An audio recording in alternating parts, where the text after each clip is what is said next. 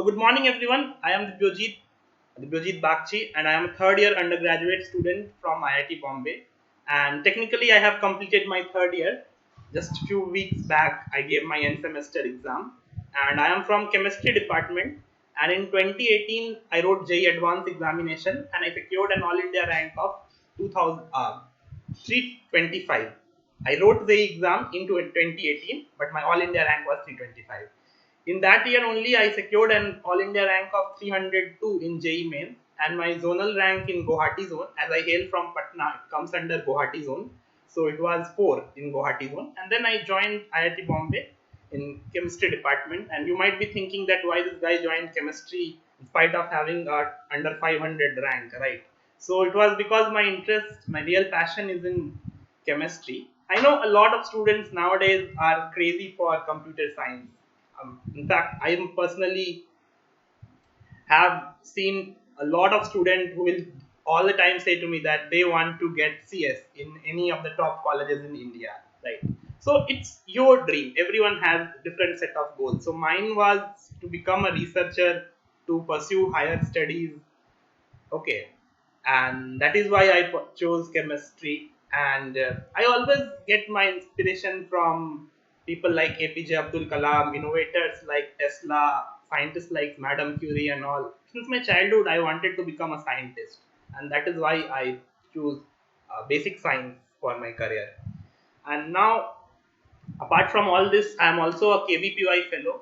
मैंने KVPY का exam भी क्वालिफाई किया था एसए कैटेगरी में, और मैं NTSC स्कॉलर भी हूँ, and I have also qualified RMO, and I have qualified the prestigious exam of IMCHO, Indian National Chemistry Olympiad, and I was among the top 30 students from the country who were selected for the third round, which is the orientation cum selection camp, and it really occurs in the TIFR Mumbai. Okay, unfortunately I couldn't make it into the final, the international round, but I think Chemistry Olympiad was one of the major reason that why I'm pursuing chemistry. Okay, so apart from all this, the biggest question you might be having in your head कि when did I came to know about JEE, right? IIT के बारे में कब पता चला और कब सोचा कि IIT की प्रिपरेशन की जाए, राइट? सो IIT के बारे में मैंने सबसे पहले सुना जब मैं क्लास 6 में था, तो हमारे एक दूर के रिलेटिव का बेटे का IIT में हुआ था, and he was selected for mechanical in IIT Patna. तो क्योंकि मैं पटना से हूँ, तो वो हमारे घर पे आए थे, और सब लोकल गार्जियन का कॉन्सेप्ट होता था, तो हमारे फैमिली उनके लोकल गार्जियन बने थे। तो तब पहली बार IIT क्या होता है वो सुनने में आया, पता चला कि IIT होती क्या चीज़ है। But that time I was not at all aware कि एग्जाम कैसा होता है, इसमें किस तरह के क्वेश्चन आते हैं, क्या क्या करना होता है, बिल्कुल भी नहीं पता था। It was in class 9th I join the coaching basically for IIT JEE preparation only. But there when I joined, I came to know कि तुम्हें अगर IIT करना है तो पहले NTSC एग्जाम क्वालिफाई करना होगा। तो मैंने NTSC की प्रिपरेशन स्टार्ट की, and I was good in my school. I was one of the toppers. But in coaching things were very different. You know, you are good, so managing all these things is very difficult. Coaching में कुछ अलग तरह का पढ़ाई होता है, school में you have a different set of things, right? And NTSC का प्रिपरेशन अलग है, JEE का प्रिपरेशन अलग है, तो it was very difficult for me to manage. और आप लोग को भी स्टार्टिंग में कई बार स्टूडेंट्स को प्रॉब्लम होता है कोप अप करने में। जब आप कोई नया चीज स्टार्ट करते हो तो जनरली बिल्कुल प्रॉब्लम होता है नया कुछ सीखने में। जब हम कोई भी चीज नया ट्राई करते हैं तो डेफिनेटली हम बहुत सारी मिस्टेक्स करते हैं, और हम उसी मिस्टेक से ही सीखते हैं, राइट? आप बताओ, जब कोई बच्चे साइकिल चलाना सीखता है स्टार्टिंग में, तो कई बार हम गिर जाते हैं, राइट? तो ये तो है, जब आप कोई नया चीज सीखते हो तो मिस्टेक होता है, इनिशियली आपको डिफिकल्टी होती है, but the thing is you should never give up, that mentality should be there. And second thing, you should be learning from your surrounding. जब मैं कोचिंग में गया तो वहाँ पे कुछ ऐसे बच्चे थे जो काफी अच्छा परफॉर्म करते थे। मैं वहाँ के टेस्ट में मीडियोकर था, मतलब 10-15 ऐसा रैंक आता था आउट ऑफ बैच ऑफ 30। ठीक है, धीरे धीरे ग्रेजुअली लोगों से देखकर इम्प्रूव हुआ, ठीक है, ग्रेजुअली लोगों से देखकर इम्प्रूव हुआ, ठीक है ना? तो इस तरह से मैं आगे बढ़ा। उसके बाद क्लास 10th में आने के बाद मैंने JEE का सीरियस प्रिपरेशन स्टार्ट किया, और NTSC भी मेरा हो गया। वैसे NTSC मैंडेटरी नहीं है, हो तो बहुत अच्छी बात है, ना हो तो भी कोई बात नहीं है। 2 साल का टाइम भी बहुत इंपॉर्टेंट होता है। मैंने अपने लाइफ में ही बहुत सारे ऐसे मेरे फ्रेंड्स हैं जिन्होंने 11th से जेई प्रिपरेशन स्टार्ट की और उन्होंने भी काफी अच्छा परफॉर्म किया। All you need is to be serious, okay, no NTSC is not compulsory. So you all you need to be very serious about your goal, and even in 2 years, even in 1 year, I have seen, I had one friend who was a dropper, and he secured an all India rank of 413. He was with me, and सिर्फ उसने 1 साल ही मेहनत की। तो that is something which you need to do. You have to be very focused on your goal, toward your goal. You cannot afford to waste your time to make mistakes like this.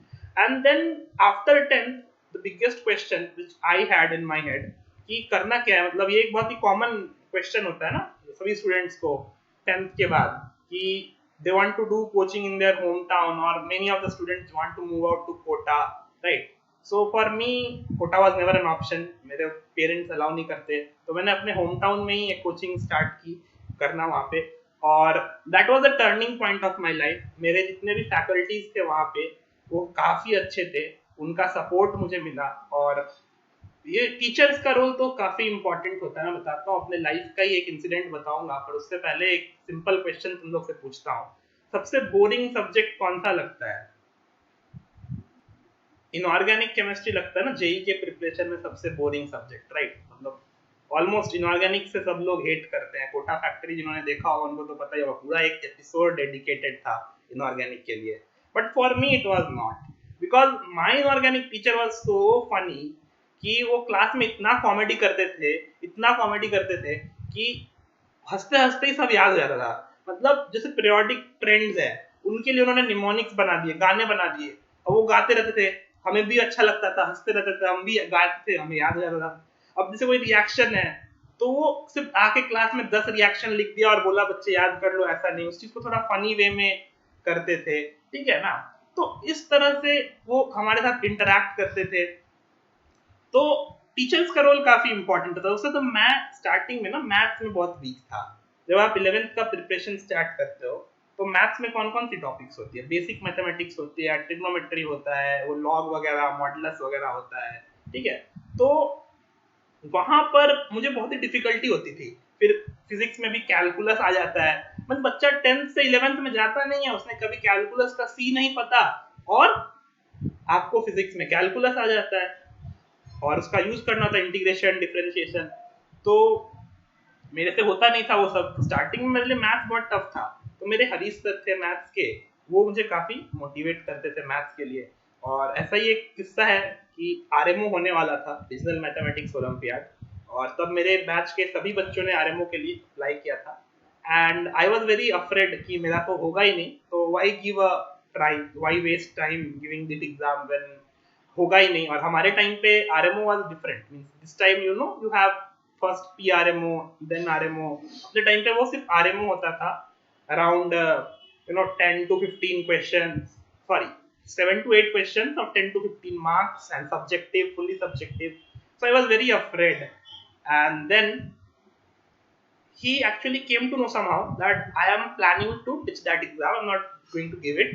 So he said कि क्या बात है, क्या problem, क्या क्यों नहीं दे रहे हो? तो मैंने कहा कि सर नहीं होगा। मैंने तुम्हारा नहीं होगा तो किसका होगा? फिर तुम्हें तो देना ही पड़ेगा। मैंने कहा सर फालतू में पैसे वेस्ट हो जाएंगे, टाइम वेस्ट हो जाएगा, मुझे पैसों की चिंता है तो मैं भर देता हूँ तुम्हारा फीस, चलो कोई नहीं, भरना तो होगा। देन मैंने ठीक है भर दिया।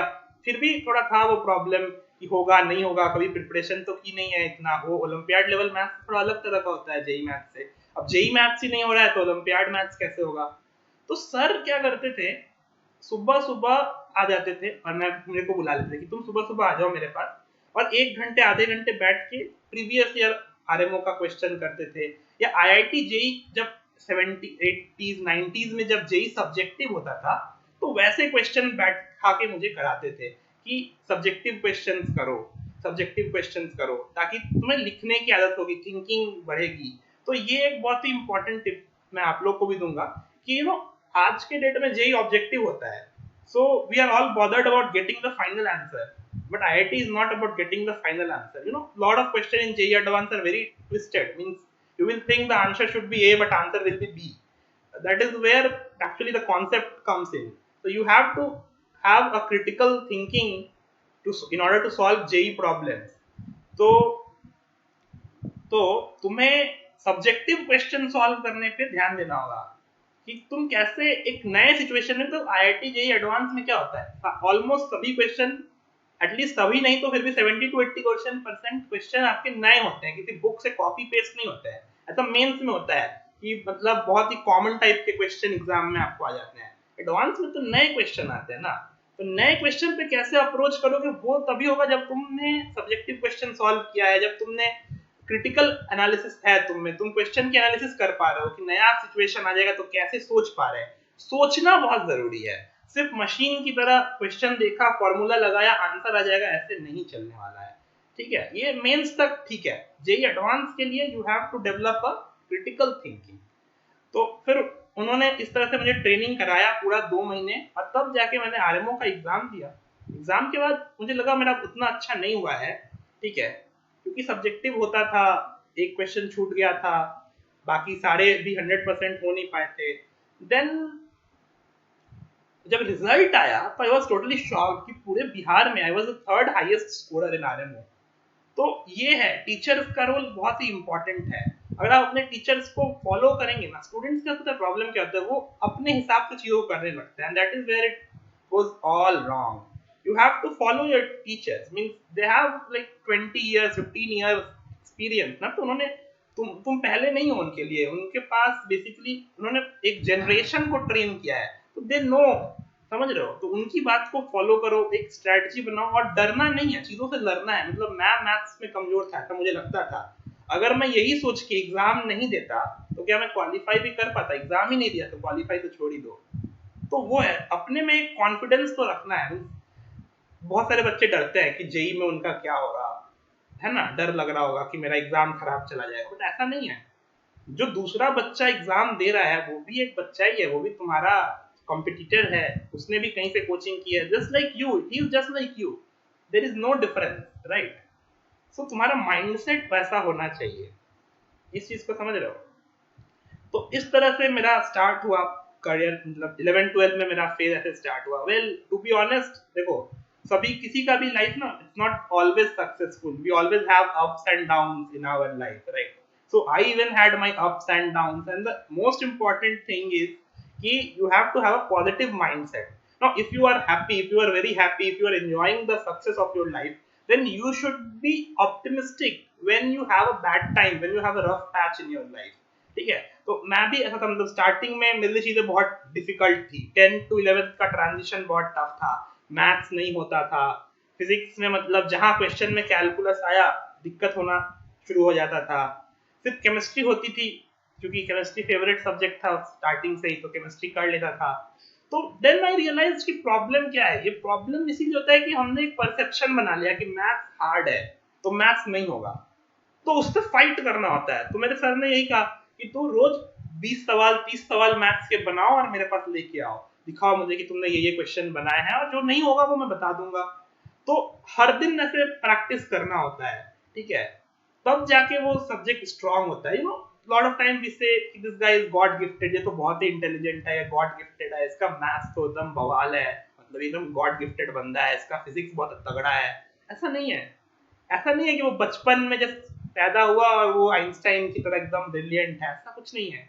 It's all about practice. If someone is very good at maths, it means he has definitely put a lot of effort in math. If someone is good in physics, it means it has definitely put a lot of effort in physics. So that is what you have to do. Okay, if you think that you are not good at a particular subject, to identify the subject and don't get afraid of it कि मेरा maths तो week है, मेरा physics तो week है, मेरा कुछ नहीं होगा, अभी बहुत समय है। अगर मैं बात करूं जो लोग 2 साल बाद आज से जेईई एग्जाम देंगे, जिन्होंने अभी 11th स्टार्ट किया है, या जो आज से 1 साल बाद देंगे, ठीक है ना, उनके पास प्लेंटी ऑफ टाइम है, लॉट ऑफ टाइम, समझ रहे हो।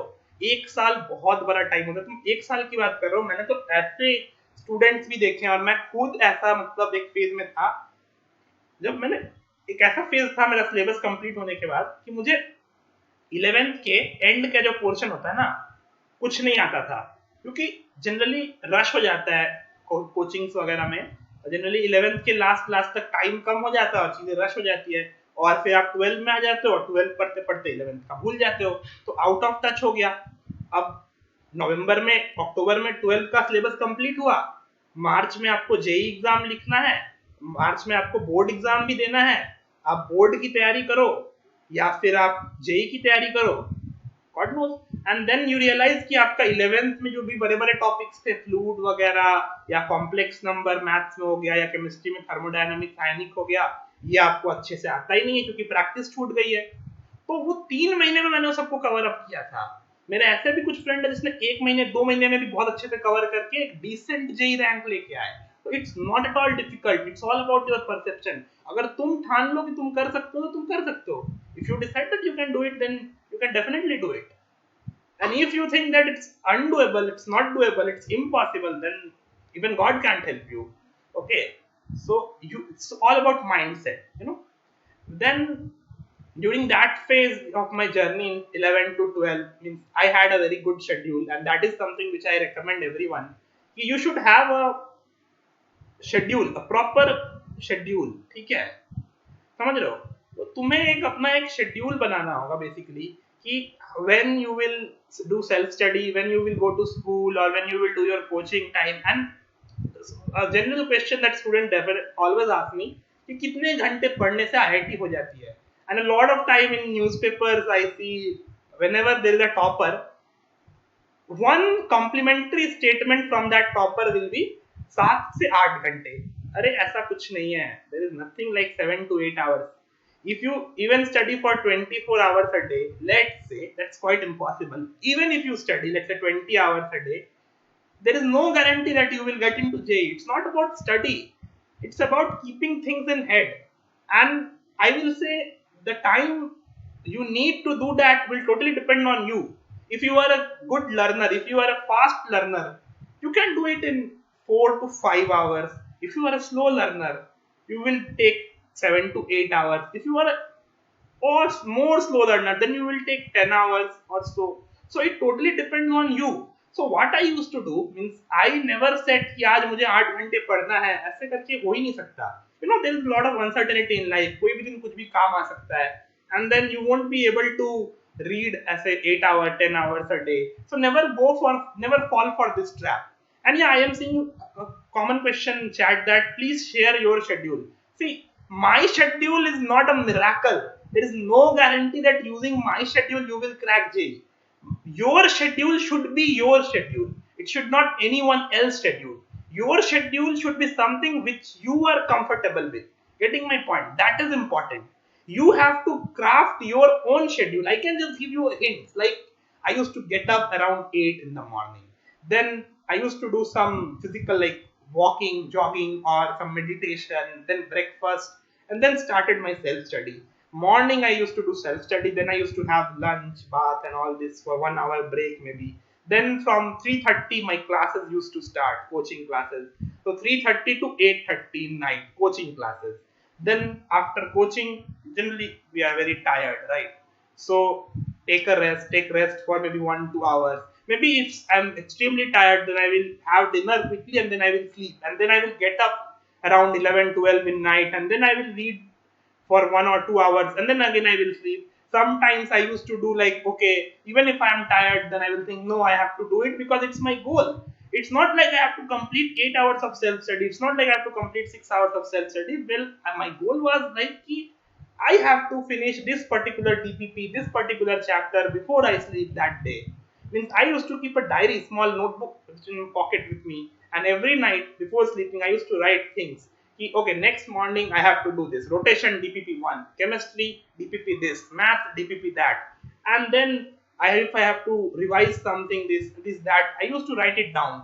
And the diary will always remain in my pocket or in my cupboard. And then next night I used to cross out the things which I done and I used to circle out the things which were not completed. And it actually made me feel guilty. A lot of times when there was a lot of circles in the diary, it even makes me feel guilty that I didn't pay much attention that day. I was not very efficient that day. And then it makes me realize, okay, either I should set my goals more realistically, I should not be more ambitious. You know, students might think, एक रात में पहाड़ तोड़ दूंगा. So I must tell you, Rome was not built in a day. You cannot do that in one night. It's not something which you can do in one night, right? ये board exam नहीं है कि it's not like school exams of class 9 10 you study before a night and then you top JEE it's not impossible dear friend so you have to put continuous effort in order to crack JEE you know so initially when I started this diary system so what I used to do, I used to set goals quite unrealistically. Means I used to think I will complete one exercise, 50-60 question in one day. Then I realized no, this is not possible. This is highly impossible that solving so many questions a day. So I reduced the number. Rather than increasing my efficiency, means obviously you have to balance, you have to increase your speed and also you have to set your goal realistically. That is important. जो तुम कर सको उतना ही set करो जितनी तुम्हारी capacity है अब तुम 10 क्वेश्चन बना पाते हो 1 घंटे में और तुम लिख दोगे कि मैं 50 क्वेश्चन 1 घंटे में बनाऊंगा तो दैट्स इम्पॉसिबल राइट समझ रहे हो तो you have to do things like that only set your goals and then next night I used to check कितना काम हुआ कितना नहीं हुआ और उसके हिसाब से आई विल डिसाइड कि मुझे आज कितना स्टडी करना है और trust me there will be no there will not be any single day in which you will say that कि आज तो मुझे पढ़ना ही नहीं है सब काम हो गया वो दिन तभी आएगा जब जेई एग्जाम एक दिन बाद हो मींस जेई एग्जाम की एक दिन 2 दिन पहले ही ऐसा लगता है कि अब तो सब आता है अब बस एग्जाम दे के जल्दी से खत्म करते हैं फ्री हो जाते हैं समझ रहे हो ये ऐसे नहीं आने वाला है ऐसा तो तुम्हें हमेशा कुछ ना कुछ लगेगा कि अरे यार ये चैप्टर बाकी रह गया ये कम है ये कमी रह गई मतलब you know there are a lot of resources in the market there are several books thousands of books for JEE resources are infinite time is limited you know you will complete one book then your brain will say अरे ये वाला book तो better होता चलो ये वाला भी बना लेते हैं अरे ये वाला बुक मेरे दोस्त के पास है ये वाला भी बना लेते हैं and this cycle goes on so there is no sense of completion you will never actually feel satisfaction so that is also important. A lot of students ask me ki which books you followed. So let me tell you, it's not going to help you. First of all, ठीक है? ऐसा कोई God book नहीं होता है कि उसे पढ़ा और बस मेरा IIT हो ही जाएगा. You know, books are important, but there is nothing as such God book. Okay. Well, if I have to recommend books to someone, I will say for physics, H.C. Verma is a must. You know, H.C. Verma is quite underrated nowadays. People think that H.C. Verma is rubbish. But let me tell you, H.C. Verma is so good. Every aspect, it's wonderful. From theory to good questions. You know, obviously the number of questions are less compared to the better versions like D.C. Pandey or the Cengage book. But when it comes to actual theory, not to spoon feed everything, you know what most of the recent physics books are doing, they spoon feed everything. But H.C. Verma is not, he don't spoon feed you, right? He will actually give you the bare minimum theory, which is required, and the questions from where you can build upon. So that is a very good book. Apart from that, this Cengage and DC Pandey are also good, but my priority is for H.C. Verma. Go for it, solve it completely. Then chemistry means in physical chemistry, I will say solving problem is more important than mugging up the theory. Physical is all about solving questions. So any good book with large number of problems is more than sufficient. It can be P. Bahadur, it can be R. C. Mukherjee, it can be N. Awasthi, it can be Neeraj Kumar. I had all 4 of them since I am quite a chemistry enthusiast. So I had a lot of chemistry books with me. But to be honest, I never solved all of them. Hardly I solved only one book. Means I solved Neeraj Kumar because that was the best, means my favorite among them. Okay. And in organic chemistry, I didn't had any extra book with me. I just followed my teacher's notes and few things from JDL because you know there is even in JDL there is a lot of extra stuff which we don't need. So stick to NCRT. That's bare minimum. If you are able to do NCRT, you are wonderful. Means NCRT तो mains के लिए perfect है. You can score 100 out of 100. Okay. I scored 115 out of 120 in chemistry. I just made one silly mistake, one calculation error in one of the mole concept question, that too. So I do regret that. Then organic, I will say for theory, go for NCRT. If you want to do a little bit higher, then you can go for Solomon Fry. For advanced level, you can sneak peek into Peter Sykes for a while. But again, these are not recommended books.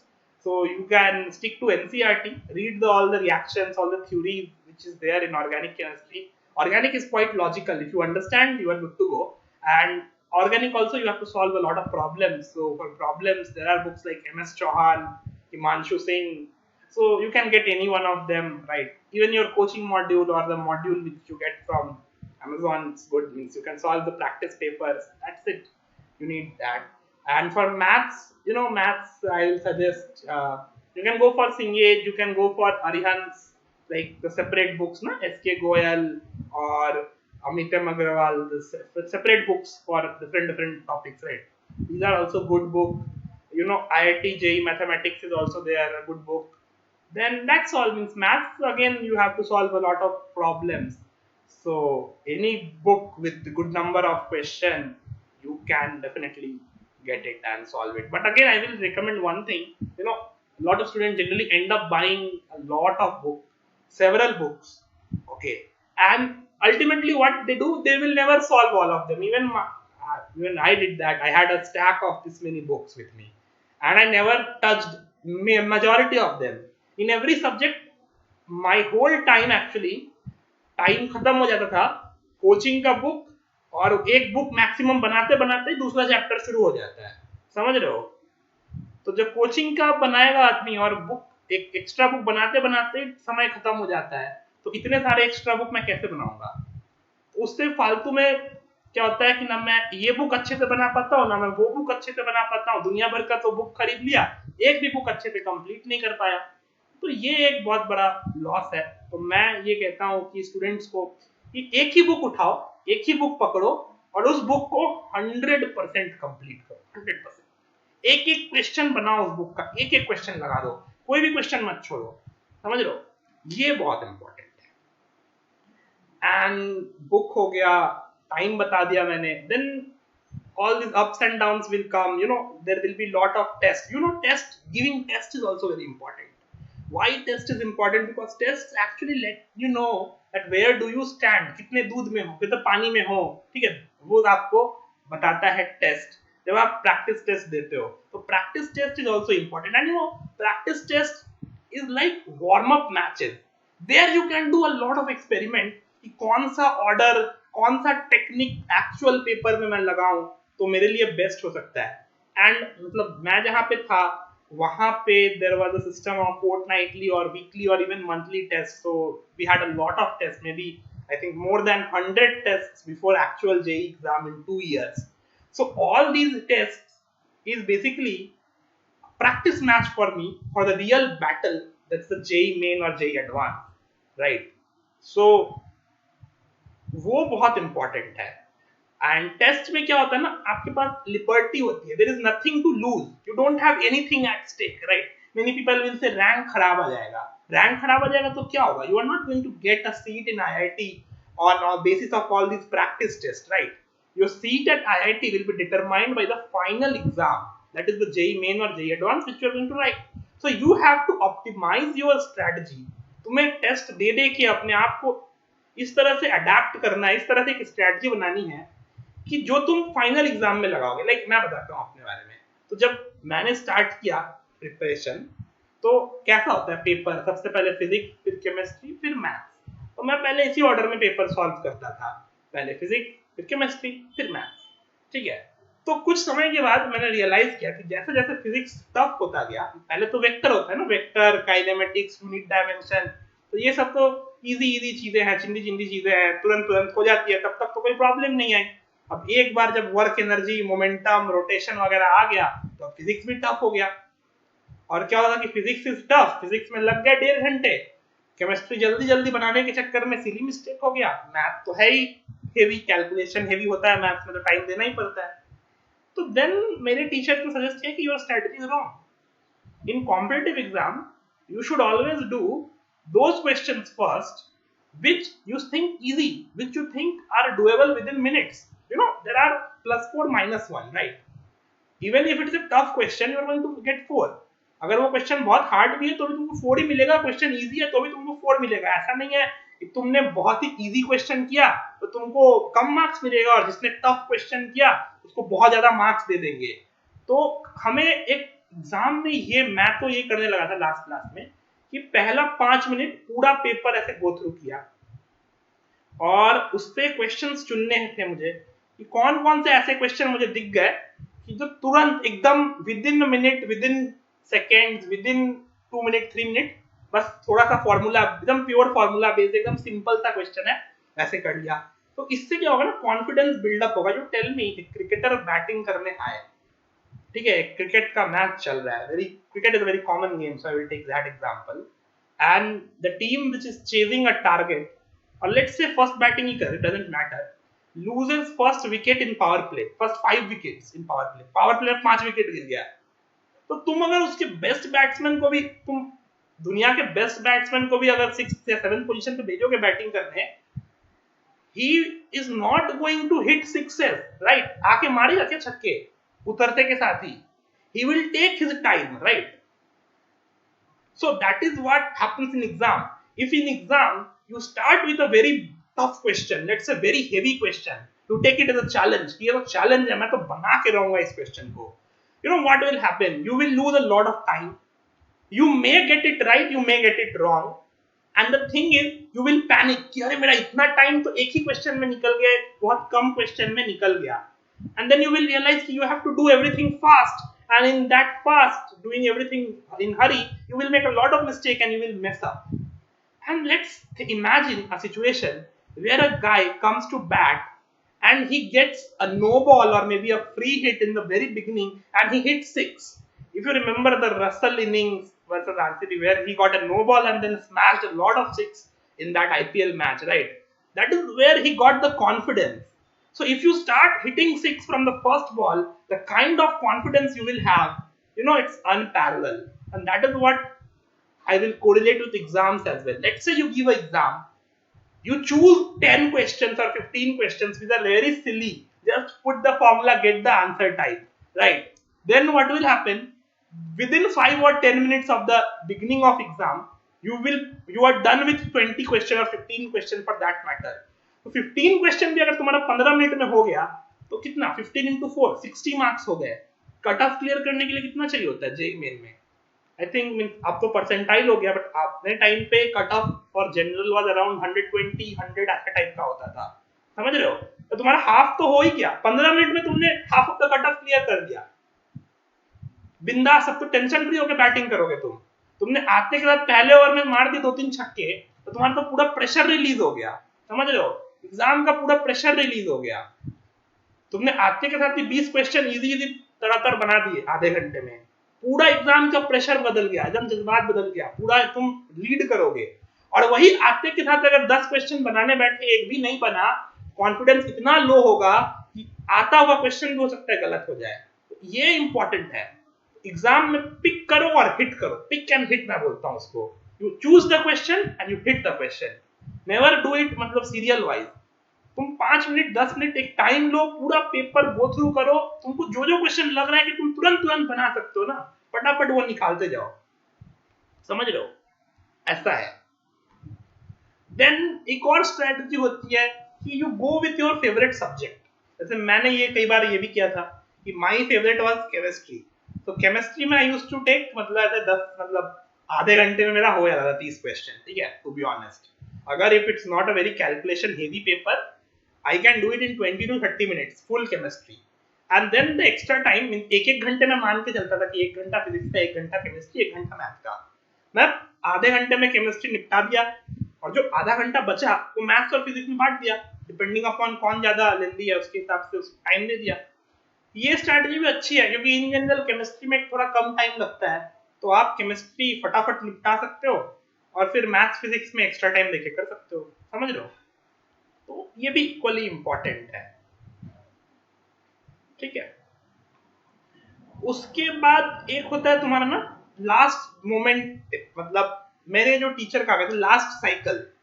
तो देखो cycle कैसे start होता है, एक तुम्हारा beginning phase था, जैसे मैंने बताया कि मैं स्टार्टिंग में स्ट्रगल कर रहा था, चीजें थोड़ी डिफिकल्ट थी, तो वहां पे आपको you have to stay motivated, you have to fight because everyone else is fighting, you know there is nothing as such God gifted. I told you there is nothing as such God gifted, कोई भगवान नहीं होता, कोई God gifted नहीं होता है, वो उसकी मेहनत का नतीजा है।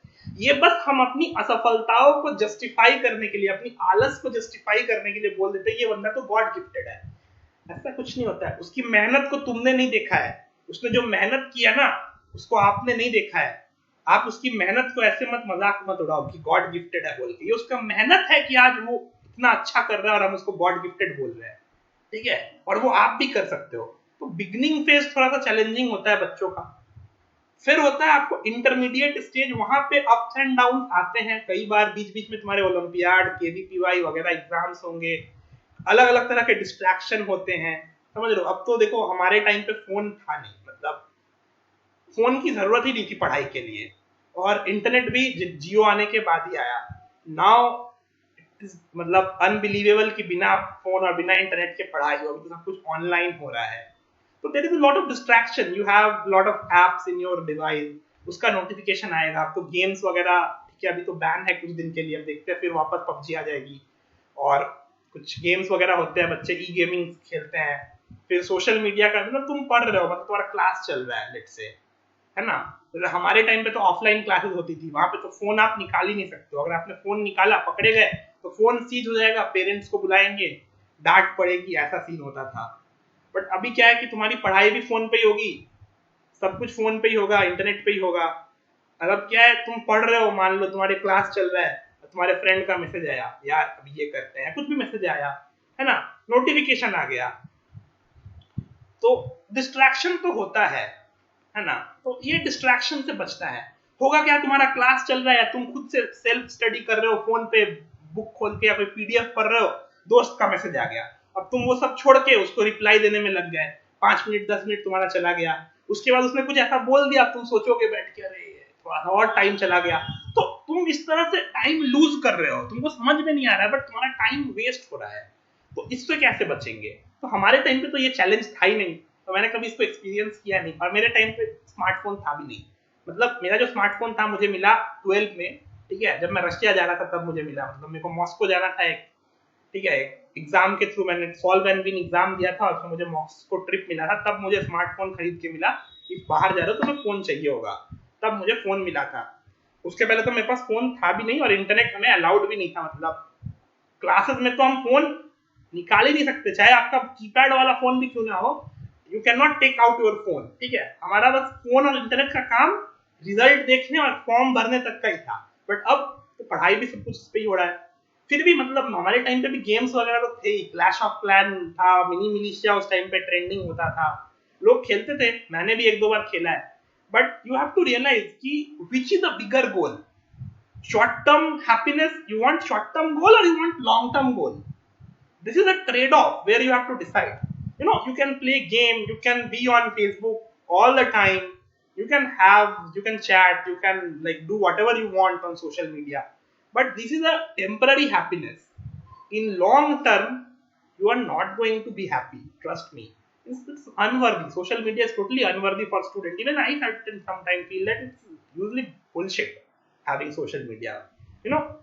क्या है, अब आपको क्या करना होगा, मतलब मेरा भाई भी अभी प्रिपरेशन कर रहा है, तो मैं उसको क्या करके देता हूँ कि फोन में तो यार तुम, अगर आप एक ऐसा फोन अरेंज कर सकते हो जिसमें सिर्फ आपका ये अमेजोन ऐप हो, या जिस भी ऐप से आप पढ़ाई कर रहे हो वो रखो, तो that is the best thing. उसमें कोई ऐप नहीं, सिर्फ अमेजोन ऐप या जो भी ऐप पे आप पढ़ाई करते हो वो रखो, और अपने बुक्स रखो।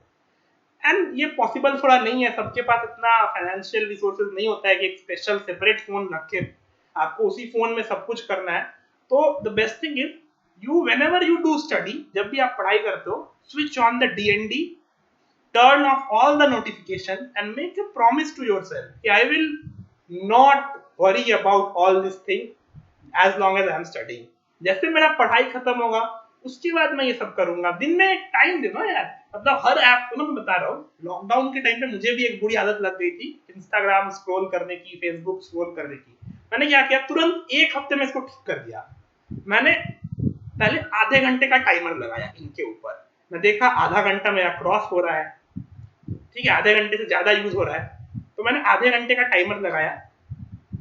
और कुछ दिन आधे घंटे पे जब ऐप बोलता है कि you have done your half hour, थोड़ा शर्म आता है यार कि वो टोक रहा है, तो मैं भी बंद कर दूं यूज करना उसको। उस तरह से बंद किया उसको, पहले आधे घंटे पे लाया इसको, एक हफ्ते 2 हफ्ते आधे घंटे पे रखा, धीरे धीरे और कम किया, फिर उसको 20 मिनट पे लाया, उसके बाद उसको 15 मिनट पे लाया, 15 से नीचे नहीं हो पाया मेरे से, ठीक है, तो वही बोल रहा हूँ, गोल आपको रियलिस्टिकली सेट करना होता है, ठीक है ना। ऐसा भी नहीं कि मैं बिल्कुल यूज नहीं करूंगा, ऐसा नहीं है। If you are using Facebook और तुम कल को बोलोगे सुबह उठ के आज से तो मैं फेसबुक एकदम बंद, नहीं हो सकता, नॉट पॉसिबल। एक दो दिन के लिए होगा, फिर तुमको याद आएगी चलो फेसबुक खोलते हैं, है ना। तो धीरे धीरे उसको करना होता है, किसी भी एडिक्शन को ना धीरे धीरे कम करना होता है। इट्स नॉट कि तुमने सडनली डिसाइड किया और वो हो जाएगा, ऐसा नहीं होता है। तो डिस्ट्रैक्शन से बचना है, you have to be very consistent with your studies. देखो जेई के लिए ना एक बहुत इंपॉर्टेंट चीज है, कंटिन्यूअस एफर्ट मारने होते हैं। ऐसा नहीं कि तुम आज पढ़ाई कर रहे हो, 10 दिन बैठ गए, कोई पढ़ाई नहीं हुई, फिर टेस्ट आया तो फिर से किताब खोले, पढ़ाई की, फिर 10 दिन बैठ गए, ऐसा नहीं हो सकता, ये नहीं चलेगा सर। आपको हर दिन पढ़ाई करनी होगी, मैं बोला हर दिन गोल सेट करना होगा। इतना है ना जेई के लिए, इतना बड़ा सिलेबस होता है ना, इतना वास्ट सिलेबस है आईआईटी जेई का कि 2 साल एक्चुअली कम ही पड़ जाता है लोगों को। पर अगर देखा जाए ना तो 2 साल बहुत ज्यादा टाइम है। मैं सच बताऊं, अगर दिल से शिद्दत से पढ़ाई की जाए ना, मेहनत की जाए अच्छे से, एकदम ऑनेस्टली, बिना कोई टाइम वेस्ट किए, मतलब आप अच्छे से स्ट्रेटजी वाइज करते हो ना काम, तो 2 साल भी बहुत बड़ा टाइम है, आराम से किया जा सकता है। अब इसमें कुछ चीजों का ध्यान रखना होता है आपको। 1 साल भी बहुत बड़ा चीज है, 1 साल 6 महीने में भी किया जा सकता है, ठीक है ना। इसमें कुछ छोटी छोटी चीजों का ध्यान रखना होता है। लोग अक्सर बोलते हैं हार्ड वर्क करो। देखो हार्ड वर्क इज वर्थ, मतलब बहुत इंपॉर्टेंट है, but hard work without direction is worthless. देखो हार्ड वर्क तो किसान भी करता है, हार्ड वर्क तो साफ सफाई करने वाला आदमी भी करता है, but you have to think in a direction. Vector की तरह बनना है आपको, मैग्नीट्यूड एंड डायरेक्शन देना होगा अपने आप को। तुम पढ़ रहे हो, अब मतलब तुम पढ़ रहे हो, मतलब लेट्स से एग्जांपल, तुमने स्टार्ट की प्रिपरेशन, तुमको वेक्टर चैप्टर बहुत अच्छा लगा या यूनिट एंड डायमेंशन बहुत अच्छा लगा। अब तुम 1 महीना यूनिट एंड डायमेंशन पागलों जैसे बना रहे हो, तुमको बहुत अच्छा लगा, यूनिट निकालना बहुत इजी लगता है सबको ना। यूनिट डायमेंशन सबको इजी लगता है कि नहीं, एकदम चिल्ली सब्जेक्ट है, पटापट यूनिट निकालना होता है, डायमेंशन निकालना होता है, खूब मजा आता है बच्चा लोग को यूनिट डायमेंशन का क्वेश्चन बनाने में। पर आपको ये समझना होगा कि आईआईटी में कितना क्वेश्चन आता है यूनिट डायमेंशन पे, हार्डली 1 क्वेश्चन आता है। तो इतना टाइम हम उस पर वेस्ट नहीं कर सकते हैं। तो आपको एनालिसिस करनी होगी खुद से, ये कोई आपको बताएगा नहीं। स्ट्रैटेजी ना जितने लोग बताते हैं ना, सब फ्रॉड है। स्ट्रैटेजी मतलब आपको अपनी बनानी होगी। अब मैं अगर कुछ बोलूंगा ना यहाँ पे, तो वो मेरी स्ट्रैटेजी होगी, वो मतलब इन जनरल एक होगा, मतलब वो 90% 70% ही ट्रू होगा, 100% ट्रू नहीं हो सकता है, क्योंकि सब बच्चे का सिचुएशन कैपेसिटी अलग अलग होता है। मैं बोलूंगा इरोडोप बनाओ फिजिक्स में, अब हो सकता है कि कुछ बच्चे इरोडोप बना ले क्योंकि उनका फिजिक्स स्ट्रांग है, हो सकता है कुछ एनसीईआरटी भी नहीं बना पा रहे हो, तो उनके लिए तो डिजास्टरस होगा ना इरोडोप बनाना बोल दो तो, समझ रहे हो। तो हर आदमी की स्ट्रैटेजी अलग अलग होगी, अपने हिसाब से होगी, and that is something which you have to realise कि मेरा स्ट्रैटेजी मेरे लिए कैसे बेस्ट होगा, वो तुमको अपने आप को इंट्रोस्पेक्ट करना होगा। अब देखो कुछ लोग यहाँ पे वेटेज पूछ रहे हैं मुझसे, तो देखो हर चीज आपको चम्मच से लेके मुंह में नहीं खिलाएगा, स्पून फीड नहीं होता है। यू गो, इंटरनेट है तुम्हारे पास यार, हमारे टाइम पे नहीं था। हम कैसे वेटेज देखते थे, तो हमारे पास अरिहंत की एक बुक होती थी प्रीवियस ईयर पेपर, वहां खोल के हम देखते थे परसेंटेज पे कॉम्पोजिशन ऑफ जेई पेपर, समझ रहे हो। तो तुम्हें हर चीज कोई ऐसे ला के पड़ोस के नहीं देगा कि अच्छा ये कर लो, you have to find it on your own, समझ रहे हो। तो तुम ढूंढो, इंटरनेट पे ढूंढो कि जेई में कौन से टॉपिक से कितने क्वेश्चन आते हैं, थोड़ी अपनी रिसर्च करो, थोड़ी अपनी एनालिसिस करो, और उसके आधार पर अपना एक बनाओ कि मुझे इस चैप्टर को इतना टाइम देना है। देखो चैप्टर तो सभी इंपॉर्टेंट है, ठीक है ना, every chapter is very important, but you have to be very, थोड़ा दिमाग से भी खेलना पड़ेगा यहाँ पे कि कौन सा ज्यादा इंपॉर्टेंट है, ट्रेड ऑफ है, ठीक है, ट्रेड ऑफ है। तुम्हें डिसाइड करना होगा कि ये ज्यादा इंपॉर्टेंट है, ये थोड़ा कम इंपॉर्टेंट है, तो मैं जो इंपॉर्टेंट वाली चीज है उसको पहले कर दूंगा।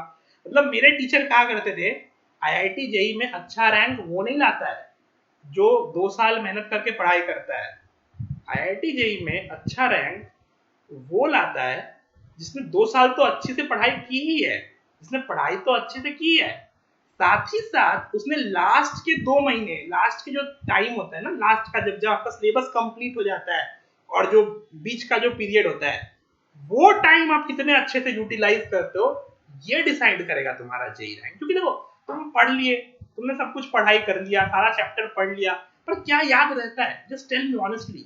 मैं आज एक चैप्टर तुमको पढ़ाऊंगा और 10 दिन बाद पूछूंगा, 90% चीजें गोल हो जाएंगी। हमारा मेमोरी लॉस एक्सपोनेंशियल होता है, e to the power minus x जैसा डिके होता है उसका। e to the power minus x का ग्राफ पता है? ऐसे डिके करता है, स्टीप स्लोप। जब हम कोई चीज पढ़ते हैं ना, तो फर्स्ट वीक में ही 50% चीज गायब हो जाता है, उसके बाद धीरे धीरे और गायब होते रहता है, और एक समय के बाद अगर तुमने कुछ भी नहीं पढ़ाई किया, पूरा गायब हो जाएगा। जैसे हिंदी लिखना, बहुत से लोग हिंदी में नहीं लिखते हैं, इंग्लिश में लिखते हैं ना, तो हर चीज हम इंग्लिश में लिखते हैं। तो आज अगर मैं तुमसे पूछूं क ख ग घ लिख सकते हो क्या पूरा? मैं खुद नहीं लिख पाऊंगा शायद, क्योंकि वो प्रैक्टिस छूट गया, वो भूल गया मैं, है ना? तो वही जेई में भी यही होता है, आपको इतनी सारी चीजें पढ़नी है, 2 साल या 1 साल में पढ़ना होता है, और तुरंत जैसे चैप्टर खत्म हुआ नहीं कि प्रैक्टिस तो छूट गया। काइनेमेटिक्स पढ़ रहे हैं, काइनेमेटिक्स खत्म हो गया, प्रैक्टिस छूट गया। प्रैक्टिस छूट गया तो धीरे धीरे भूलने लगेंगे। तो you have to plan that thing. जैसे जो 11th में है अभी, या जो 12th में बच्चे हैं अभी, उनका 11th का प्रैक्टिस छूटा हुआ है। तो तुम्हें देखो बच्चे, एक चीज अपने दिमाग में ये चीज डालनी है कि तुम्हें 11th भी साथ साथ टच में रहना है, नहीं तो फिर बाद में भारी समस्या में पड़ जाओगे। क्योंकि होगा क्या कि तुम 12 कर लोगे पर 11th पूरा तुम्हारा गोल हो जाएगा। तो जब तुम 12 कर रहे हो ना, साथ ही साथ ऐसा प्लान बनाओ, जो तुम्हारी स्ट्रेटजी की मैं बात कर रहा था ना, स्ट्रेटजी में ये चीज डालो कि मुझे वीक के कितने दिन 11th का पोर्शन करना है, मुझे वीक के कितने दिन 12 का पोर्शन करना है, ये चीज ध्यान रखना। मैं ऐसे करता था, 5+2 था मेरा, 5 दिन 12 पढ़ूंगा, सैटरडे संडे छुट्टी होती थी, छुट्टी में अगर 12 का लोड ज्यादा है तो वो करूंगा, और अगर लोड जहां मुझे टाइम कम बच रहा है, वो टाइम पे मैं 11th के जो बड़े बड़े चैप्टर है, लाइक कोऑर्डिनेट ज्योमेट्री हो गया, थर्मोडायनामिक्स हो गया, जनरल ऑर्गेनिक केमिस्ट्री हो गई, ये बड़े बड़े चैप्टर रिवाइज कर लूंगा धीरे धीरे, ताकि ये भी मेरे टच में रहे और पहले का पोर्शन भी टच में रहे। फिर जो हमारी टेस्ट सीरीज होती थी, हमने उसमें रिक्वेस्ट किया सर से कि सर इसमें 30% वेटेज, 30% पोर्शन 11th का भी डाल दो, ताकि 11th का हम रिवाइज भी करें, टेस्ट के बहाने ही सही हम पढ़ तो लेंगे। तो इस तरह से हमारा होता है चला, ठीक है। और सेल्फ स्टडी बहुत इंपॉर्टेंट है। लास्ट फेज में क्या होगा ना, जब तुम सब कुछ कर चुके होगे, वो बहुत इंपॉर्टेंट है। देखो कुछ लोग यहाँ बोल रहे हैं I am feeling demotivated for JEE 21। Demotivation की बात ही नहीं है, ये तुम्हारी अपनी सोच है।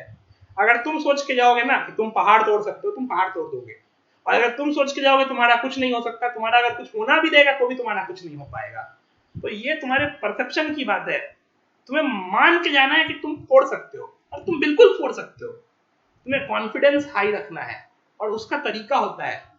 कॉन्फिडेंस कैसे हाई रखोगे? तो टेस्ट दो, इजी टेस्ट दो। देखो मतलब हमारा कॉन्फिडेंस बिल्डअप करने के लिए ना क्या किया गया, जब जेई मेन का एग्जाम था उसके साथ हमारा जो कोचिंग का जो प्रैक्टिस टेस्ट होता था, AITS all India test series जो होती थी, वो बड़ा टफ होता था। उसमें एकदम मेंस लेवल में एडवांस के क्वेश्चन होते थे, बनता किसी से नहीं था, सबके स्कोर आते थे 50%, 60%, ऐसा स्कोर आता था सबका। तो बड़ा डिमोटिवेटेड हो जाते थे हम लोग कि मेंस में भी 50% स्कोर कर रहे हैं, जबकि वहां पे तो 70-80% स्कोर होना चाहिए। तो एक हमें पता था, सेल्फ रियलाइजेशन था अंदर से कि मेंस में कभी भी ऐसा क्वेश्चन तो पूछेगा नहीं, और अगर ये पेपर में मैं 50% ला रहा हूं तो मैं मेंस के पेपर में भी 50 से तो ऊपर ही लाऊंगा, ये तो फॉर श्योर था, ठीक है।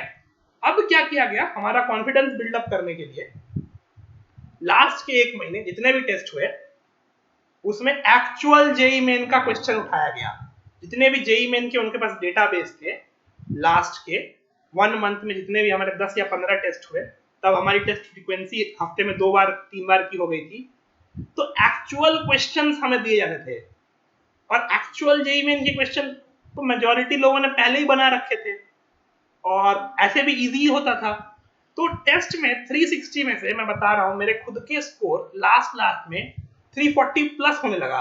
हर टेस्ट में 360 में 340, 330, 335 ऐसा स्कोर आता था। और नॉट ओनली मी, मतलब एवरेज स्कोर 250 हो गया था पूरे बैच का, क्योंकि सबके तो क्वेश्चन किए हुए थे। अब वो माइंडसेट से अगर सोचो सब एग्जाम देने गए मेंस का, तो कितना अच्छा जाएगा कि वाह मैं तो मतलब 250-250 स्कोर कर रहा हूँ, यहाँ भी करके आऊंगा। तो ये एक माइंडसेट होना चाहिए, समझ रहे हो? ठीक है। अब मैं ऑडियंस के कुछ क्वेश्चंस ले लेता हूँ। तो जो क्वेश्चन आ रहे हैं एक एक करके उस पे आंसर करते हैं. So what advice you will give who is targeting just for mains? So my dear friend, if you are just targeting for mains, you need to follow only NCERT level. That is more than sufficient. You know, mains is something which is very easy. But trust me, it's very easy. मतलब लोगों को hard लगता है. But mains की अगर तुम question देखो ना, तो 70 to 60% काफी इजी होता है. वो फॉर्मूला होता है, ठीक है, फॉर्मूला बेस्ड होता है एंड इजी होता है, काफी बिल्कुल ही इजी होता है. आप बस एनसीईआरटी अगर फॉलो करो, एनसीईआरटी एग्जाम्पलर बुक बना लो और मेंस के प्रीवियस ईयर बना लो तो आपका हो जाएगा. बट देखो तुमको ना सारे चैप्टर कंप्लीट कर होंगे. ऐसा नहीं कि तुम ऊपर ऊपर से सारा चैप्टर पढ़ के चले गए. अच्छे से करो, डिटेल से एनसीईआरटी कर लो, हर चैप्टर का रिवीजन करो अच्छे से और फिर एग्जाम दो. That is the best thing. How was your food diet for JEE? Well, it's a very good question. I'm a good foodie, so I never compromise with my food. So even though मतलब कुछ भी हो जाए, मैं बीमार भी रहूं तो मैं खिचड़ी विचड़ी प्रेफर नहीं करता हूँ. मेरे को थोड़ा नॉनवेज चाहिए होता है या मतलब स्पाइसी फूड चाहिए होता है. तो I'm थोड़ा big foodie, so I can't compromise with my food. But yeah, diet is important. Especially for those who are staying in hostel, you should have, मतलब हमारे टीचर्स बोला करते थे जो बच्चे हॉस्टल में हैं उनको थोड़ा डेट्स रखो, वॉलनट रखो, ड्राई फ्रूट्स रखो ताकि हेल्दी खाओ. कई बार ऐसा होता है कि तुम जैसे कई बार सुनने में आता है कि टाइफाइड हो गया या कोई ऐसी बीमारी हो गई, क्रोनिक डिजीज हो गया बड़ा, तो 1 महीने का धक्का लग गया. तो ये सब चीजें नहीं करना है. डाइट मतलब फ्रूट्स वगैरह रखो, हेल्दी डाइट रखो यार. मतलब ठीक है, आई डोंट वांट, मतलब not very diet conscious, but I will say your diet should be well balanced and you should have fruits, dry fruits, non veg, protein. मतलब if you are vegetarian, go for paneer and soybean pulses, right? So you should be protein होना चाहिए and everything should be balanced. You know, one thing which I will say, since it's a question on diet, कि workout is also important. You know, I am right now, I was very chubby after JEE because I gained a lot of weight just by sitting and studying. So even in lockdown, gym is not required. You can do some meditation or simple workout at home as well. ठीक है ना? तो wait भी balance रहेगा.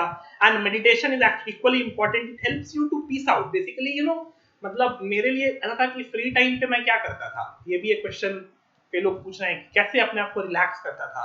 तो social media was never an option for me. मिल गया तो वेल एंड गुड, नहीं मिला तो कोई ऐसा कंपलसरी नहीं है. ठीक है, मैं तो हफ्ते में एक बार कभी खोला तो खोला, ऐसा रहता था मेरा. गेम वगैरह भी मैं बहुत कम खेलता था, मतलब 10 तक करता था गेमिंग, बट उसके बाद फिर छोड़ दिया. Then I used to listen music. मतलब फ्री टाइम में मैं बालकनी में चला जाता, बालकनी में स्टार गेजिंग की, थोड़ा बहुत ऐसे अलोन, मैं थोड़ा अकेले टाइम स्पेंड करना प्रेफर करता था. और नहीं तो दोस्तों के साथ गप्पे मार लिए. अगर हम ग्रुप में स्टडी करते हैं कभी तो उनके साथ तो मतलब पिलो फाइट वगैरह, मतलब ग्रुप में आ गए तो फिर तो बहुत ही इनकी हम लोग कुछ भी, मतलब हाइड एंड सीक तक खेल लेते थे, पिलो फाइट खेल लिया थोड़ा बहुत. मतलब रूम में, यू विल बिलीव, रूम में कबड्डी खेल रहे हैं, रूम में ही कबड्डी चालू. रूम में मतलब हमारे टाइम पे कबड्डी का काफी क्रेज था, तो रूम में कबड्डी खेल लिया आधे घंटे के लिए, रूम में बैडमिंटन खेल लिया. तो इस तरह से करते थे. मतलब हमारा ऐसा था कि हमें लास्ट में सेल्फ स्टडी के लिए एक रूम मिल गया था, तो हम उस रूम में सेल्फ स्टडी करते करते किसी ने रैकेट ले आया, हम रूम में बैडमिंटन खेल रहे हैं, बाहर टीचर नॉक कर रहे हैं, क्या हो रहा है अंदर में, आवाजें क्यों आ रही है, तुरंत सब किताब खोल के पढ़ना चालू. And you know what, I was like, मतलब हमारा चल रहा था तब, आई थिंक कुछ तो बोला था सेंटर ऑफ मास का रिवीजन करने, और मैंने बुक खोला मैकेनिक्स, मतलब मैकेनिक्स का था ही नहीं वो, आई थिंक इलेक्ट्रिकल, मतलब मैग्नेटिज्म वगैरह कुछ तो खोल लिया आउट ऑफ नोवेयर. इधर कॉपी में केमिस्ट्री लिखा हुआ है, सर आके देख रहे हैं, तुम बुक खोले वो मैग्नेटिज्म का, कॉपी में केमिस्ट्री लिखा करके तुम लोग रूम बंद करके. इतना मतलब फनी था. मतलब इस तरह से टाइम पास करते थे हम लोग, लेकिन बहुत कम. You have to balance. ऐसा नहीं कि हमेशा खेलते रहे तो पूरा दिन खेल लिया. आधे घंटे 1 घंटे दिन में कर सकते हैं. स्ट्रेस आउट करना, मतलब स्ट्रेस बस्ट करना भी इक्वली इंपॉर्टेंट है. शाम में निकल गया वॉक पे, है ना, फ्रेंड्स को बुला लिया, कहीं चले गए, साथ में कुछ खा लिया. हरीलाल करके था सामने में मिठाई की दुकान, वहां गए, समोसे खा लिए, आ गए वापस घूम फिर के. प्लीज से अबाउट स्ट्रैटेजी 2021, कितने आवर्स देनी चाहिए हर सब्जेक्ट पे? बिल्कुल फोड़ सकते हैं आप 2021. देखो सब्जेक्ट पे कितना आवर देना चाहिए, that will be your call. I am telling you, no, I will say 2 hours दे दो, but it's vague, it's totally meaningless. मैं अगर यहाँ पे बोल दूंगा 2 घंटे और तुम्हारा वो सब्जेक्ट बिल्कुल जीरो है, 2 घंटे में क्या होगा? तो ये तुम्हें अपनी एनालिसिस करनी होगी, अपने आप को देखो एनालाइज करो कि तुम्हारा कौन सब्जेक्ट वीक है, कौन सा सबसे स्ट्रांग है। जो स्ट्रांग है उस पर थोड़ा कम टाइम दो, जो वीक वाला है उस पर थोड़ा ज्यादा टाइम देके उसको भी ऊपर उठाओ। समझ रहे हो? इस तरह से होता है। How many question are sufficient to solve in JEE? Well, it depends on you. You merely want to pass. Just solve 30-40 questions, and then if you make mistake, will be on the borderline. To be on safer side, I will say, अरे यार कौन मना कर रहा है, जितना मन उतना करो ना, मतलब जितना कर सकते हो। ऐसा थोड़े है कि मतलब मैं बता रहा हूँ, मैं मेंस का एग्जाम दे रहा था, तो मेरे बगल में एक बच्चा था, वो सो गया, मतलब 10-20 क्वेश्चन क्यों मैं फिर सो गया। ठीक है, उसकी प्रिपरेशन उतनी नहीं रही होगी अच्छी, बट ऐसा थोड़ा होता है, मतलब आपका हो भी गया, ठीक है, देन चल रहा है, तो आप जितना ज्यादा कर सकते हो उतना करो। फिर एक ये क्वेश्चन क्या है, you studied chemistry, how do you teach physics so well? I can teach any subject. Means since देखो जेई के लिए जब हम लोग पढ़ते हैं ना, तो इट्स नॉट लाइक कि I am a chemistry expert only. Means like my physics was very good, my chemistry was very good, my maths was also good, तभी इतना अच्छा रैंक आया। And it is only possible if your all three subjects are equally good. And that is what I am saying कि आपको अपने आपको analyse करना है, एक बार थोड़ा सा देखो, इंट्रोस्पेक्ट करो कि तुम्हारे कौन से सब्जेक्ट वीक है और कौन सा स्ट्रांग है। जो स्ट्रांग है उसको थोड़ा कम टाइम दो, जो वीक है उसको थोड़ा ज्यादा टाइम दो, और सबको इक्वली स्ट्रांग रखो। मैं एक ऐसे स्टूडेंट को जानता था, मतलब ठीक है, उसने 2 बार जेई क्लियर किया, बट जेई में एक्चुअली उसको सीट नहीं मिला। You know why? बिकॉज उसका कभी भी सब्जेक्ट कट ऑफ ही नहीं क्लियर हुआ केमिस्ट्री का। 2 टाइम उसने एग्जाम दिया, और ऐसा था ना कि उसके स्कोर्स बहुत डिसेंट थे। मतलब ऐसा था कि उसके लाइक 50% स्कोर थे विदाउट कंसीडरिंग केमिस्ट्री, ऐसा स्कोर कर देता वो। तो जो अगर केमिस्ट्री में भी कर लेता तो he could have got easily under 1000 rank. But उसका क्या था कि वो केमिस्ट्री को हेट करता था, उसने कभी केमिस्ट्री पढ़ी नहीं। केमिस्ट्री में उसके 5 नंबर 10 नंबर आते थे आउट ऑफ फुल मार्क्स, तो उसका सब्जेक्ट कट ऑफ ही क्लियर नहीं हुआ एडवांस में, तो उसको आईआईटी में सीट नहीं मिली। Now is in NIT. ठीक है, तो ये चीजें बहुत ही इंपॉर्टेंट है। तो 11 स्टार्ट किया है, किस मंथ तक खत्म करे आइडली?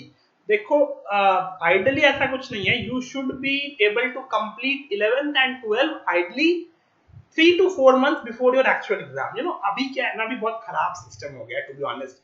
4 बार 5 बार जेई मेन होता है, इससे क्या होता है, बच्चे बार बार डिमोटिवेट हो जाते हैं। अपने टाइम पे क्या था, मतलब अच्छा भी है, there are positive pros and cons. मतलब कौन मुझे ये लगता है इसका कि कई बार एग्जाम देना होता है, बच्चे मतलब अच्छे से प्रिपेयर नहीं कर पाते। बार बार जब आप एग्जाम देते हो ना, तो आप एग्जाम के माइंडसेट में ही रह जाते हो और प्रिपरेशन पे फोकस नहीं होता, आप एग्जाम पे ही सोचते रह जाते हो। अब तुम जेई एग्जाम दोगे, तुम्हारा एक हफ्ता पहले से तुम सोच रहे हो अब तो मेरा एग्जाम है, एग्जाम देने के बाद एक हफ्ते बाद भी तुम गम में डूबे हुए हो, तो तुम्हारा तो यार 15 दिन बर्बाद हो गया ऐसे में। समझ रहे हो? अब इसका प्रो क्या है कि तुमको मल्टीपल चांसेस मिलता है, एक अटेम्प्ट किसी का हो सकता है यार, डे टू डे डिपेंड करता है, तो खराब हो गया कोई बात नहीं, दूसरे चांस में इंप्रूव कर लेगा। मैं ऐसे लोगों को जानता भी हूँ, इनका दिसंबर अटेम्प्ट बहुत खराब था, पर अप्रैल तक आते आते उन्होंने एकदम मचा दिया, उन्होंने काफी अच्छा परफॉर्म किया। तो ये भी है, सब कुछ प्रोज एंड कॉन्स दोनों, हर चीज का प्रो एंड कॉन है। तो मेरे हिसाब से आपको ना एक ये डिसाइड करना चाहिए, भेड़ चाल में नहीं कि मुझे दिसंबर में ही देना है। तुम सोचो अपने हिसाब से कि तुमको कब देना है। आइडली यू थिंक कि तुम्हें मार्च अटेम्प्ट देना है या अप्रैल अटेम्प्ट देना है, तुम डिसाइड करो अपना एक कि इस महीने में मुझे देना है। उस महीने के 2-3 महीने पहले तक तुम्हारा सब कुछ कंप्लीट हो जाना चाहिए, फिर 2-3 महीने पूरा तुम अच्छे से रिवाइज करो। ठीक है? What is my future goal after IIT? So I want to pursue PhD in chemistry, most probably from some good university. Okay, and then I want to do postdocs, and I want to join as a faculty in IITs or ISERs or any good institute in India. Since I want to be a professor and continue my research. That's it. And if the next question is, how do you revision for maths? Just like solving question. Yeah, so maths में क्या था ना कि solving question तो है ही, कभी कभी कुछ कुछ चीजें थोड़ा फॉर्मूला बेस्ड भी हो जाता है, टैंजेंट नॉर्मल ये सब, तो थोड़ा फॉर्मूला और क्वेश्चन का मिक्स करके मैं रिवीजन करता था। ठीक है, जेई के प्रीवियस ईयर बना लो तो बेस्ट रिवीजन है। आईआईटी जेई एडवांस के previous year are the best revision problems, उसका तो काफी हर चीज का रिवीजन हो जाता है। How you maintained school and JEE together? Well, I was not in school really. Okay. So mine was only coaching, and coaching was the school for me. It's not really school. So okay. But I did prepared for board last 1 month or 2 months on my own. So that's not a big deal. Board is very easy. You just have to do NCRT properly.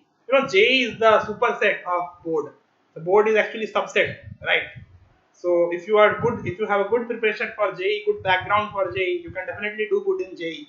Provided that you have a habit of doing subjective, as I said earlier, you should have a habit of doing things subjective, right? Objective में रहोगे तो you will miss out board as well. जो पढ़ता हूँ भूल जाता हूँ. Any suggestion? Good question. It was very common problem with me. So what I used to do, the things which I was pretty sure ये तो मैं कभी नहीं भूलने वाला, like F is equal to ma. Life में कोई भूल सकता है क्या? Force is equal to ma. कोई नहीं भूलेगा. मतलब अगर भूलेगा तो समझ जाओ, मतलब ठीक है, फिर वो बहुत ही सीरियस कंडीशन में है. ये कोई नहीं भूल सकता. तो ऐसे जो बहुत ही बेयर मिनिमम चीजें हैं जो तुम भूल नहीं सकते हो, उनको तो एकदम टेंशन फ्री बिंदास रहने का. अब जैसे जो चीजें हैं जो तुम भूल सकते हो, है ना, उसको क्या करना है, एक चार्ट बना लो, उसका फॉर्मूला शीट लिख लिया. मैंने एक डायरी भी बनाई थी, उसमें लिख के रखता था, और वो डायरी पढ़ता था, बीच बीच में रिवीजन करता था. या केमिस्ट्री में खास करके रिएक्शन वगैरह भूल जाता, तो बड़ा बड़ा चार्ट बना के अपने टेबल, अपने रूम में चारों तरफ चिपका दिया. मेरे रूम में दीवार गंदी हो गई थी, मतलब उसको पेंट कराना पड़ा वापस में लिटरली. मेरा तो एक फ्रेंड था, वो तो दीवार पे ही लिख देता था. वो तो पूरे अपने घर में दीवार पे लिख दिया. मैं उसके रूम में गया, देखा दीवार पे लिख रखा है उसने पूरा पेंसिल से, पूरा दीवार पे लिख रखा है. मैं तो दीवार पे नहीं लिखता था, मैंने पेपर पे लिख लिख के उसको चिपका रखा था, ताकि मतलब उठूं रैंडमली रूम में, इधर उधर तो नजर जाता ही है पढ़ते पढ़ते. अब मैं मान लो नजर चला गया, इधर देख रहा हूँ यार 10 रिएक्शन लिखे हुए हैं, इधर देख रहा हूँ यहाँ पे मैथ्स के 10 फॉर्मूले चिपके हुए हैं. तो वो चीजें बार बार देखने से ना, if you see something every day, it automatically get stored in your brain, right? ठीक है. So that will be all from my side today, ठीक है ना. So I hope you guys do very good in your life. All the best to you. And I will conclude myself by saying this key. See, JEE preparation is not a joke. Well, it's not that difficult as people say. It's quite easy. Trust me, I have done it. It's not very difficult. All it needs is little bit of sacrifice, which you should be able to give. You cannot have happiness at same time. It's like आप दोनों हाथ से खुश नहीं हो सकते, right? That's the same thing I say. So you have to sacrifice something, and you have to do JEE preparation, and it's a continuous effort. It's not like you just sleep for all the time and just before exam you start and you will do it. And it's a very long phase. It's a 2-year phase. It's a 2-year journey down the line. And it's very important not just to be physically well, but to be mentally well as well. You have to be very smart, means you have to be very careful. You have to plan everything out. So at least 1 month advance planning करके रखना होगा. Students generally cry a lot of time कि हमारा ये नहीं हो रहा है, वो नहीं हो रहा है, strategy बता दो, ये कर दो, वो कर दो. See, no one will spoon feed you. This is, मतलब अभी ये ट्रेंड है. थिंक अबाउट पीपल जो आज से 10 साल पहले, आज से 15 साल पहले जेई करते थे, वो कैसे करते थे. उनके पास तो बिल्कुल रिसोर्सेज नहीं था, उनके पास तो इंटरनेट नहीं था, तब इतनी सारी कोचिंग्स नहीं थी, तब मार्केट में इतनी सारी बुक नहीं था, ठीक है. तब कैसे इतना प्रिपेयर किया उन लोगों ने. तो that is something which you have to think कि if they can do then you can also do, right. तब तो और कॉम्पिटिटिव था. अभी आईआईटी में 10,000 बच्चों को एडमिशन मिलता है अराउंड, ठीक है, एक बार में. उस टाइम पे सिर्फ 4 या 5 ही आईआईटी थी, और टोटल मिला के मुझे लगता होगा 1000 बच्चे सेलेक्ट होते होंगे, 1000-2000, इससे ज्यादा तो नहीं. समझ रहे हो, कंपटीशन उतना ही था. सिलेक्शन रेशियो अब थोड़ा इंप्रूव हुआ है बेसिकली. तो चीजें थी, लोग कर रहे हैं, तुम भी कर सकते हो. You need to trust yourself, you should have confidence on you, ठीक है, and you should do something in right direction, and you should be happy with. See, it's not like you can climb Mount Everest, right? Can you climb Mount Everest in one step? No, you cannot climb a hill in one go. ऐसा तो नहीं कि अपन एक helicopter लेके आएंगे और सीधा hill top पे लैंड कर जाएंगे, ये नहीं होने वाला.